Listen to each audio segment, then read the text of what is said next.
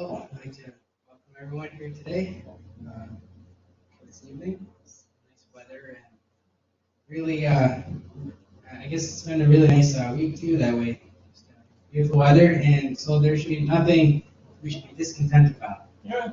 Amen? So that's what I want to talk to you about today, is about discontentment. So first I'd like to start off with a story. It's a short story, it's an easy story. So once there was a dog, and he was relaxing in a garden, and saw a cat on top of a high wall. Then it thought to itself, it must be so nice to be so high above the ground. If only I could climb. And this feeling of envy made this dog so bad-tempered, and it didn't even wag its tail at its master. It didn't even come to drink milk or eat anything. And then later it was walking around, and then it saw a goldfish in a river. And he wished that he could live in the cold water just like the goldfish and get away from all that high heat. And envy made him angry again. But just then, he heard the goldfish say something. He says, the goldfish says, "It looks so nice and warm in the grass. I wish I could lie down on it." And then after some time, a sparrow was lying by. And seeing the dog being lazy, just lying around, the sparrow said out loud, "I wish I could play the whole day like this dog. I wish I didn't have to build a nest for myself and search for food and tire my wings." And listening to them, the dog then realized that it's folly for not appreciating what it already had. So I'd like to talk more about discontentment today. So it's important to understand that our contentment should not be determined by our circumstance. And we often blame our circumstance for why we are discontent. But that's barking up the wrong tree. So, first one, no pun intended. So, the first one I want to explain is that discontentment is very close to, or it is covetousness. So, discontentment is very related to coveting. So, people can, now maybe some people can be discontent without coveting, but that's very rare, and most of the people do covet when they're discontent. So say if you're discontent because all your neighbors bought a new car and you have an old car. So you're looking at the neighbor's car and you're coveting, you're feeling bad about yourself and you get discontent. Or someone in your family got a new iPhone or iPad and suddenly you want one for yourself.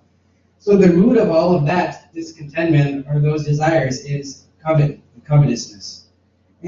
And why? Because someone you know gets it and likes it. Like, say if the iPhone came out and you saw the ads, you don't care as much. But then if someone that you know has it, suddenly you want it more because the reality of you owning it is very much more real. Because someone so close to you has it. And the more realistic desire kicks in. So you get to the point where you really need what the other person has to make you happy. And whatever it is. And the thing too is that we know that hell is a place of perpetual discontent. So people in hell are always angry and never at peace, always frustrated and never satisfied. And there's the significance of what the Lord said about that place being gnashing of teeth, and it's just a very discontent place. And there are three sins that there's other sins that lie behind discontentment. One is pride, rebellion, and unbelief. And these are the original sins of the devil and his angels. And they're sins that come from hell itself, and they continue in hell forever and ever. So, I'd like to go through some of those other points. Is that discontent is a manifestation of pride. So let's go to the book of Jude, chapter 16, or Jude, verse 16. Chapter 16. Queen Jean is not working. Oh, Jimmy. Queen Jimmy. These are murmurs, language, walking after their own lust. Their mouth wicked, very swelling words, having men's persons in a direction as of advantage. So here we see about complainers that walk according to their own lusts, and their mouth has great flattering words that they're trying to use to get advantage. And so discontentment is a manifestation of pride. And it flows from a heart that says, I deserve better than what God has given me. And that's the original sin of Satan himself. And in the same book of Jude, chapter 6, verse 6, sorry. And the angels kept not their first estate, but left their own habitation, in has reserved everlasting chains under darkness unto the judgment of God. So here we see about angels who did not stay in that position of authority that they were assigned to, and they left their proper dwelling. So pride led some of these angels to say, "We deserve better than what God has given us," and God gave them positions of authority, and they were not content with that. And even now, they're not content now, so they didn't gain anything, and they never will be. There's a guy, Thomas Boston, he says, the devil is the proudest creature and the most discontented because pride and discontent lodge under one roof. It's very true that like pride and discontent just come so hand in hand together. But the opposite of that is true, is that satisfaction comes from knowing that in Christ Jesus you have all that you need. So the thing is that we have to catch ourselves if we're thinking something like, I deserve better than what God has given me. I have to take myself in my hand and I have to say to myself, that's not true. The opposite, that's the opposite of everything I believe in. And we have to like say to ourselves, like, I believe God has given me abundantly, like more than I ever deserved. And the thing is that like we also have to understand that what we deserved was hell on earth, followed by a hell in hell. But God loved me, and He gave His Son for me, and He gave me way more than what I deserved.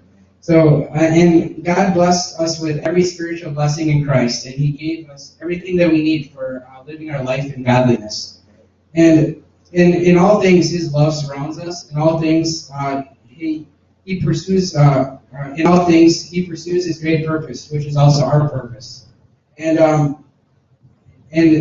discontent is a hellish sin. It's a hellish sin because it's a manifestation of pride.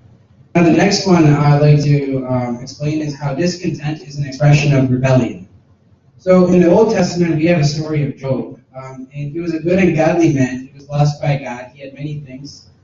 His business was blessed. He was living the dream. And then one day, through a series of disasters, he lost everything. But what did Job say in Job 121? He said, "The Lord gave, and the Lord has taken away. Blessed be the name of the Lord." So this is what a very content person will say, is that the Lord gave, the Lord taketh away, blessed is His name after all. But what does a discontented person say? He says, the Lord gave, but He should have given more. Or the Lord has taken away, but He shouldn't have done that. So like in the book of Jude also we see like where he talks about harsh things that ungodly sinners have spoken against God, and that's what discontented people do. They speak harsh things against God, and so discontent is a hellish sin because at its heart it is a rebellion against God. And in another way, it's like in Romans 9 verse 20. Please read that. Nay, but, O man, who art thou that fightest against God, shall bring forms say to him, therefore why hast thou made me thus? So imagine the potter forms the clay, and then the clay says back to the potter, why have you made me like this? God, you should have done something different. I shouldn't have been like this. And so that's rebellion. And the scripture is saying who are we to speak to God like that? Or who are we to express that kind of thing from our heart? So the next point is that discontent is a fruit of unbelief. So we see that in Exodus chapter 17, where God's people was greatly blessed. They were led out of Egypt. He brought them out of the slavery. He provided them manna to eat in the wilderness. And the thing that we know about them is that they grumbled all the time. They complained all the time. And the thing is that often the people who are most blessed are the most discontented. People that have less seem to not have that. Like, just kind of thinking about those countries where persecution and everything is very real, like the persecution of life just for serving the Lord. Like those places, those people are content in the smallest things. But when you get to a place like this, people are discontent about, oh, well, this person said this in the message, I didn't like that, or this person said something that hurt my feelings. It's like the smallest things get people the most discontent. But like going back to these Israelites, then God's people came to a place where there was no water, and so that's a legitimate concern. And the thing is that there's times in our life that we're going to have legitimate concerns about what's going to happen with our supply of our essentials. But the thing is that God will supply all that we need. And the thing is that what the Israelites did, they didn't think about that God will supply all their needs. They actually made their concern into like a very big unbelief, that God couldn't do anything. They even asked in Exodus 17 verse 7, they said, "Is the Lord among us or not?" So they were testing the Lord, saying, "God, are you even here? Do you even exist?" So that's the point of the unbelief that they got to. That they didn't think about all the other things God did for them, but they forgot God at that moment. And these were people that were redeemed by God, and they lost confidence that God was with them. And the thing is that if we don't believe that God is with us, then we lose confidence that He's going to supply what we need. So it's not long then at that point that before grumbling begins and you find yourself like sliding into another hellish sin of unbelief. So one prime example about contentment we can see in the scripture is Jesus. So let me ask you, was Jesus discontented? Yes. No, discontent. Oh, discontent. Yeah, no, he was not discontent. But the thing is, he had every reason to. He had more reason to than anyone else. Like he was walking among. He had people following him that just really disappointed him time after time. So like Peter couldn't walk on the water, but he was like walking with him for the 3 years, and he didn't learn anything from that. Or disciples couldn't heal the boy with the demons, or Peter denied Jesus at the end, at the very end. So and Jesus knew he was going to deny him.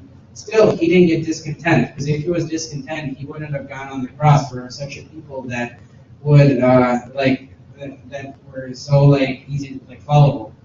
And these were also people that these disciples, they argued who's going to sit on the right hand of Jesus.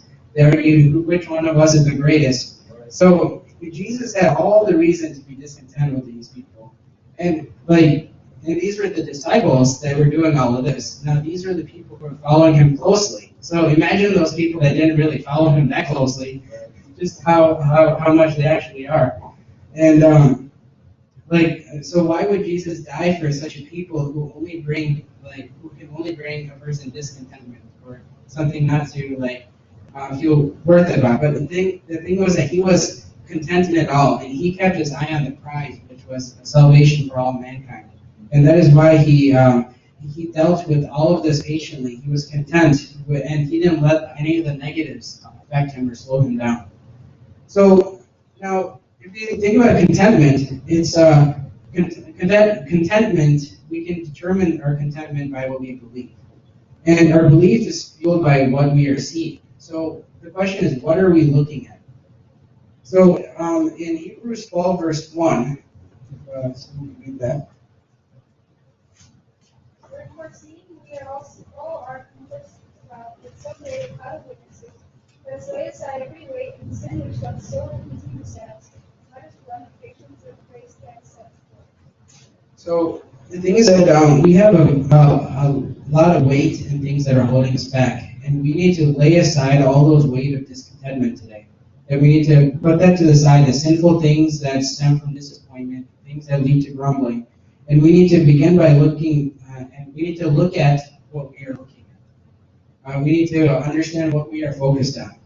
And Paul was a person who wrote all these things while he was in prison. So prison was a very nasty place, and in Paul's day, it's worse than what it is today. And he knew he could potentially die. But in all of that, he can say this, is that lay aside all these weights, these things that are holding us back. So, and also the death that he contemplated that he's going to face, that was not going to be a pleasant death. But he wrote in Philippians 1:20, "It is my eager expectation and hope that I will not at all be ashamed, but with full courage, now as always, Christ will be honored in my body, whether by life or death." So how could Paul sit in prison, suffering from hunger and exposure, and knowing that he's going to be killed or he might be killed, say that in whatever situation I'm content? Because he knew the prize. He says in Philippians 3:8 basically that I count everything else as loss. If someone could, This, and I count all things but loss to the excellency of the knowledge of Christ Jesus my Lord, for whom I have suffered the loss of all things, I do count them but now that I may gain Christ. So he was able to count all these things in the world as a loss. And so he was not being discontented by any his circumstance and things going on around him. Because his prize was to win Christ. So, and the thing is that Jesus was a treasure for Paul. And what Paul saw in Jesus was what the man in the parable saw in Matthew, where the kingdom of heaven is like a treasure hidden in the field. And a man finds it and covered up, and his joy is so high that he goes and sells everything else he has to buy that field. So the thing is that 15 minutes before he saw the treasure, he would not have been content to sell everything and buy that field. There was no way. But 15 minutes after he saw that it was off to the auctioneer and there was a prize in there, a treasure, the thing is that he saw the treasure. That's the point, is that he saw the treasure, so that's why he went and sold everything so he can buy that field. So the secret to contentment is that in whatever situation that we are in, we have to see the treasure that is more important and more valuable than anything else. And if you look at the world, we see that people are searching around for happiness. Like people travel from one place to another, to try to find a temporary pleasure wherever they can, whether it be like just going out somewhere or trying to just fill their buckets or their schedules with the things that will just kind of make them content. And the thing is, who do we see in the scripture that does something like this? If we can go to Job chapter 1, 6 through 10.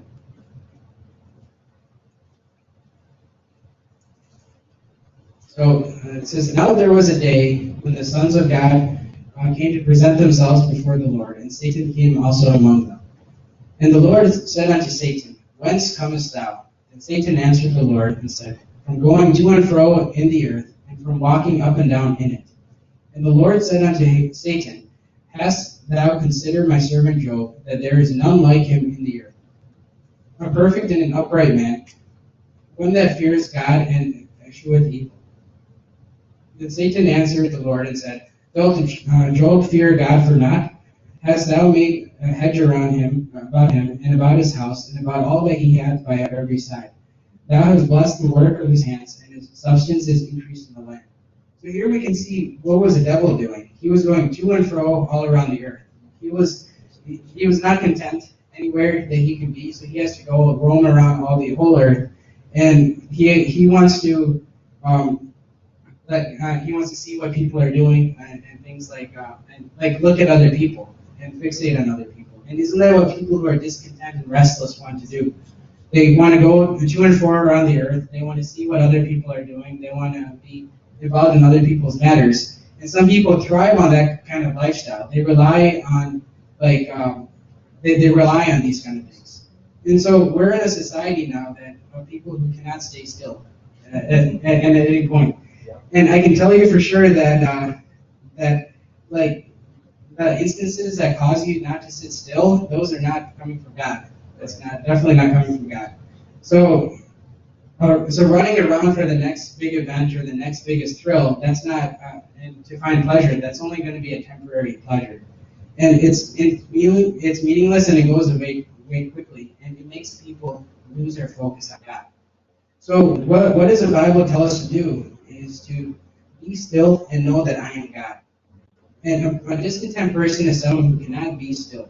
And first of all, it's not easy to be very still in a world that's in perpetual motion.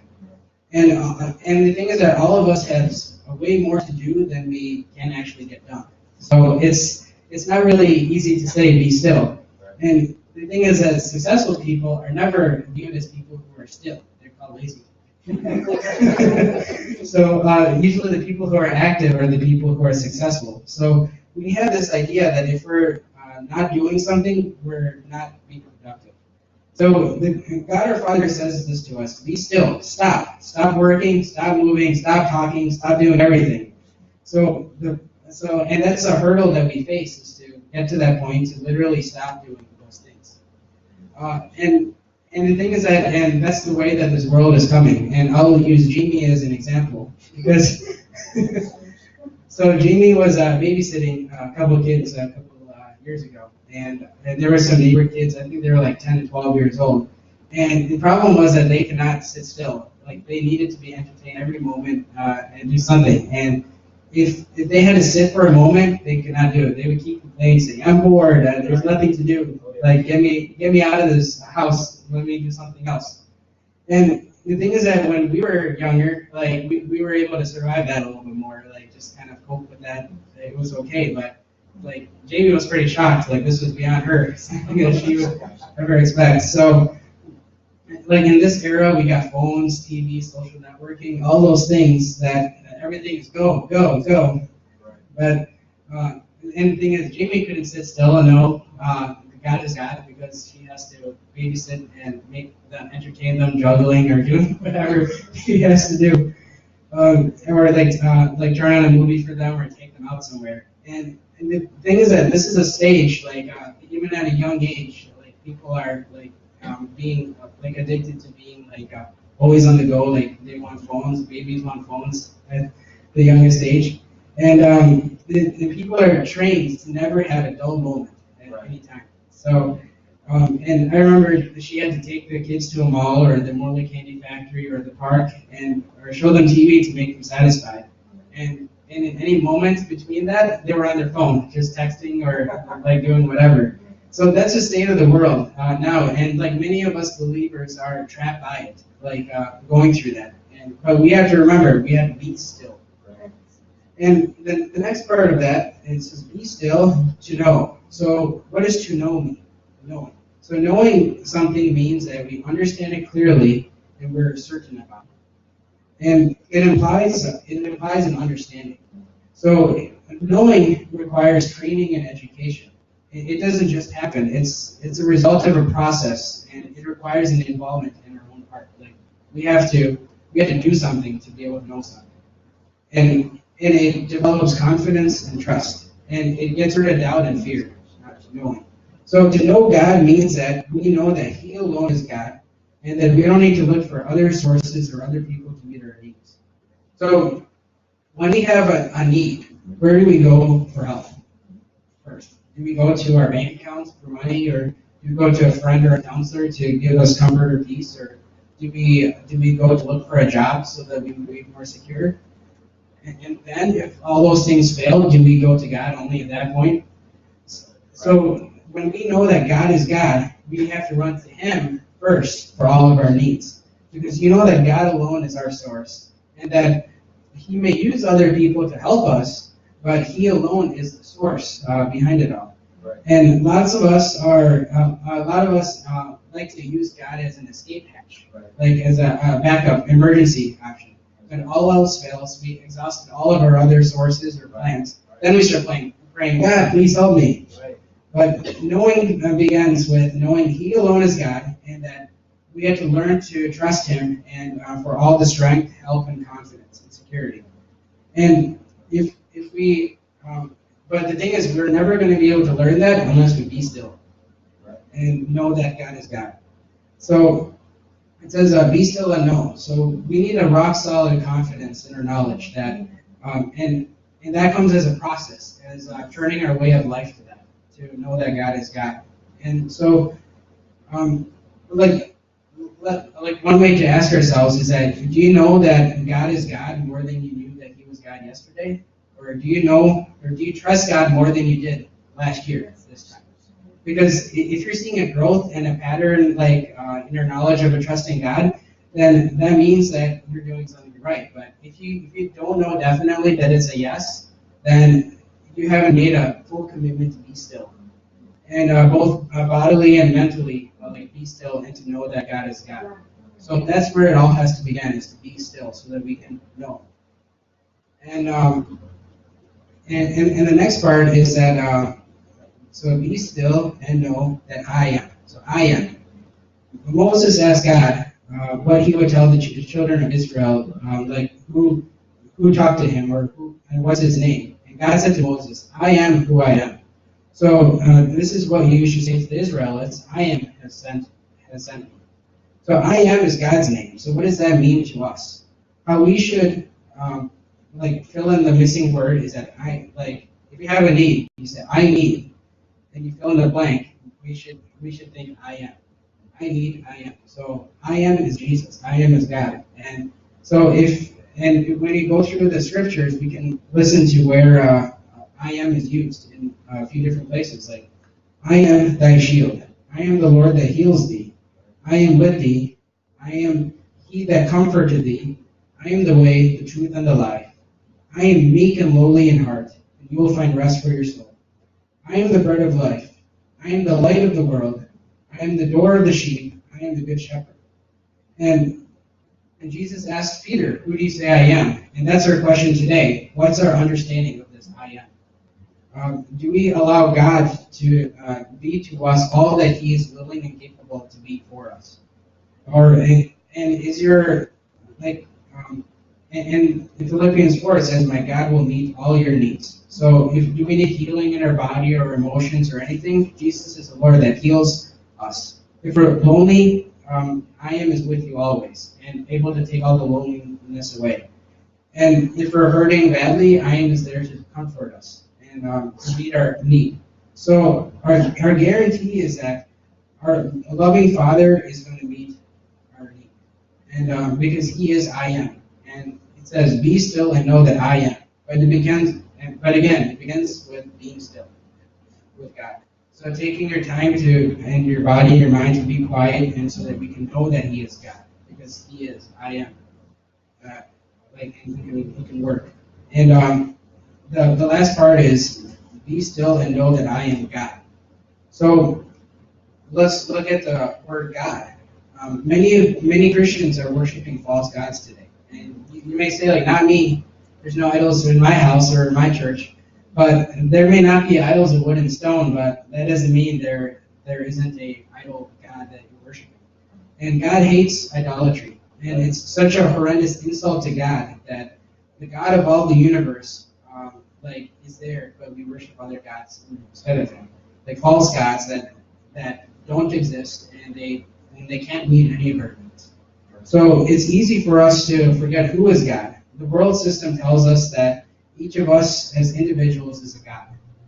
The world system encourages us to worship ourselves, to make ourselves the most important person in the world.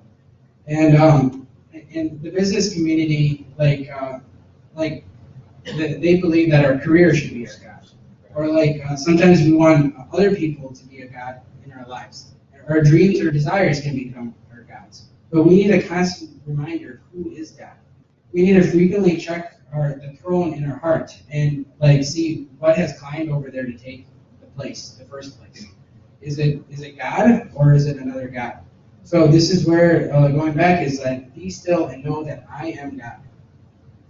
Now, when we go back to Job's, or the devil going to God telling him about Job, let's look at what happens here. It says the devil went to and fro around the earth. He was looking at everybody, and then he saw Job over there. So what happens here? He's gazing, and so he's looking and he's seeing what Job is doing. He has envy and jealousy. So we often think about the devil as a very evil creature, just very evil, everything bad, just everything horrendous. But sometimes we also have to understand that he has characteristics, and those characteristics come from him. And those are the characteristics like envy or jealousy. And those are what he's showing over here, is that he's coming to God with an envy of someone he notices, someone who is having everything all, and he's coming to God with that. And now, the thing is, like I mean I don't do Facebook anymore, but like just say as an example, like you have Facebook, you're scrolling through, and you can see everyone's lives, everything that we're doing. So that's like say that someone is getting a new car, suddenly we're coveting that they got a new car, and or like we scroll and we see someone did something like went somewhere else, and suddenly we're dissatisfied with our own life that we didn't get to do that, we didn't get to enjoy that. And the thing is that those kind of things are giving into those kind of to sins like coveting. And that's the thing that happens gazing at all the things of the world, gazing at other people, looking to other people instead of the treasure that is Jesus. Is that like we scroll through social media, all these technologies that are just open to us. There's magazines and advertisements now for everything, and that makes us go to a stage of discontent. And the thing is that the devil didn't really need to make a clever name for this tool. Like it's like say like Facebook. It's like a tool that people use to just be discontent and those kind of things. Like it's just like it's not called something like covet face or like contentment robber. That's not what it's called. It's called Facebook. So like it just so like it's not obvious, but it's there's different mediums and different ways that people lose that focus and become more discontent. And and like Facebook, I use that as an example, but it can be used for good uses too, like evangelism and those kind of things. But there's many things in our midst that will cause us to covet and cause us to be discontent. Magazines of celebrities, or they have like TV shows about celebrities and their life and their big houses, and that's filled up most of the TVs, or commercials that make children of God discontent with what they don't have.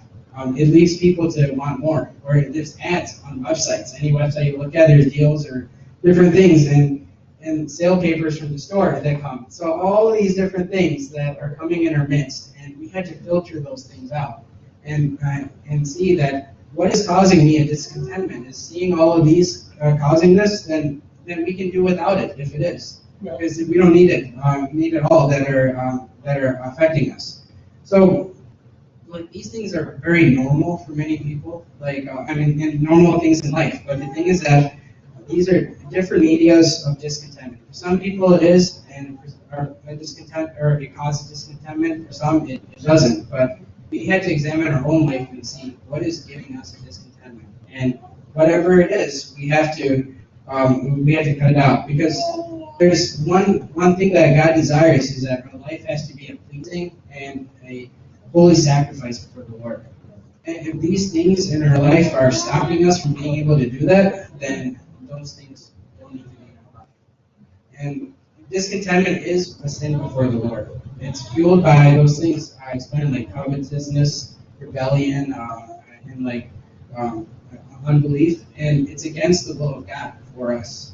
So we have to count the world as a loss, and like the thing is that discontentment won't let us do that, because discontentment will bring us down into this world, and discontentment is whispered to us by the enemy, who makes us, who wishes us to be of the world. Like we know that we are we are in the world but not of the world. God sent us into this world, but we are not here to be of the world. And the devil is trying to make us of the world and to think about worldly things and things that don't pertain to Jesus. And he wants us to perish with this world that is perishing. But we can see Job, he maintained his fervor for God, even through all the midst of loss and lack that he had in his life, that he ended up going through. He still had that fervor for the Lord. So I got 3 steps to get your eyes on the prize and off the discontentment. It's stop, look, and think. So the thing is, like a sinful discontentment is a weight we have to lay aside. We have to lay aside all those things that are easily entangling us, that run the race. And like we can think, or I guess, like if there's something that comes up in our life that makes us, the eyes of our heart, look at something other than the real prize, then we have to stop what we're looking at, and we need to redirect our mind to what the actual real treasure is. So number one is stop. So when you recognize the discontentment, we gotta stop what we're doing. Stop grumbling, stop complaining, stop sulking or stomping around the house. Stop the critical tongue that that comes from the abundance of the discontented heart. And stop looking at the covetousness, like catalogs or tweets or Facebook and all those things. Stop and take all those things captive, under God, and cut those things off. Number two is look. Look at what you're looking at. So you're discontent because you're seeing an obstacle between you and your prize. And what is that final prize that you are looking at? Why is this discontentment coming there? So name the prize that you want and make sure that the prize is Jesus, no other option. And the thing too is that if we look to a prize and we see the reason we get discontent is because we see that obstacle. And if the prize is Jesus, there is Romans 8:38-39. It says nothing can separate us from God.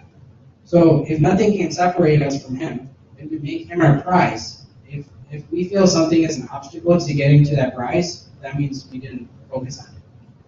I don't know if that makes sense. It's a big loop. But it says in Romans that nothing can separate us from Him.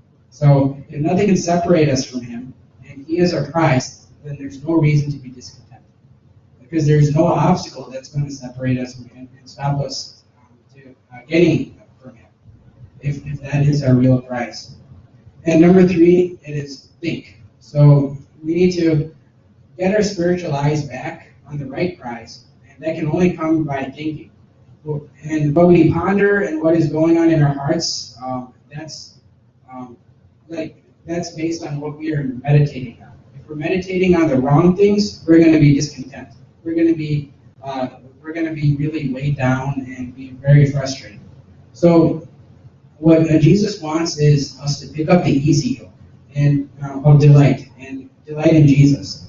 And in Philippians 4 verse 8, it's Paul instructs us is finally, brothers, whatever is true, whatever is honorable, whatever is just, whatever is pure, whatever is lovely, whatever is commendable, is if there is an excellence, if there is anything worthy of praise, think about these things. So this is where we need to captivate our thoughts and think the right thing. And so let's not let discontentment govern us today. Let's lay aside this heavy weight thing of discontentment, and let's fix our eyes on Jesus, so we can run the race towards Him. And let's also see that Jesus is really the greatest value and the greatest worth that we can ever focus on.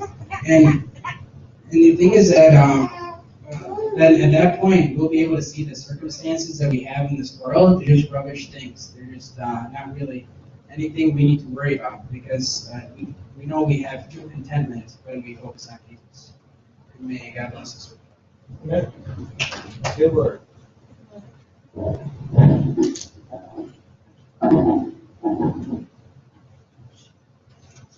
So sing one more time as we start our next week.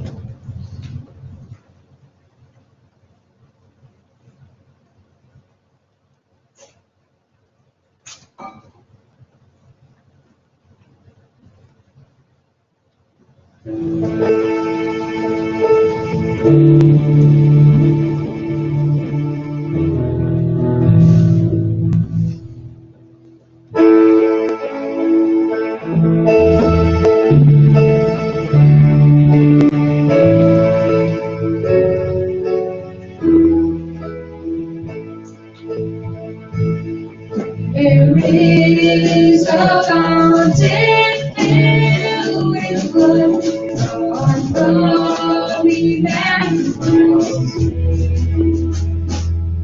and sinners washed beneath that blood, whose all their guilty stain, whose all their guilty stain, whose all their guilty stain, and sinners washed beneath lose all their guilty stain.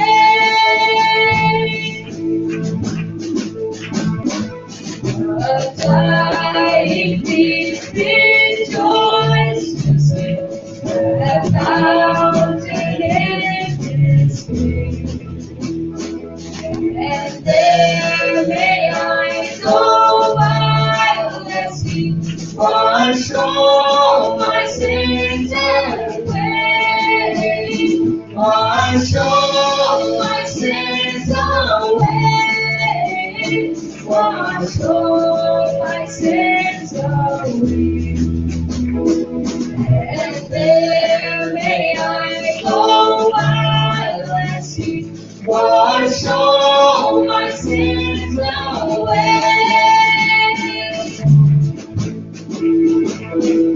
Dear dying Lamb, thy precious blood shall never lose its power. All the ransom church of God, be saved to sin no more. Be saved to sin no more. Be saved to sin no more. Lord, the ransom church of God, be saved to sin no more.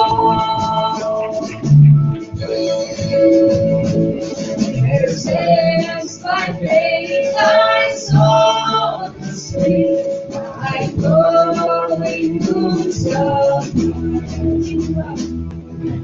redeeming love has fed my wings, and shall be till I die, and shall be till I die, and shall be till I die. Redeeming love has fed my wings, and shall be till I die,